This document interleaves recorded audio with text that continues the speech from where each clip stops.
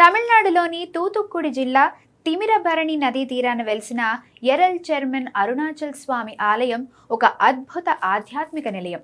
ఇది కేవలం గుడి మాత్రమే కాదు, ఒక గొప్ప మహనీయుని జీవ సమాధి. 1880లో జన్మించిన అరుణాచల్ స్వామిగల్ ఎరల్ పంచాయతీ చైర్మన్గా ప్రజలకు ఎనలేని సేవ చేశారు. ఆయన నిజాయితీకి మెచ్చి ప్రజలు చైర్మన్ అని పిలుచుకునేవారు.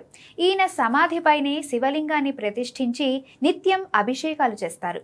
ఇక్కడ అతిపెద్ద వింత ఏమిటంటే భక్తులకు మట్టి నల్ల సిరాను ప్రసాదంగా ఇస్తారు.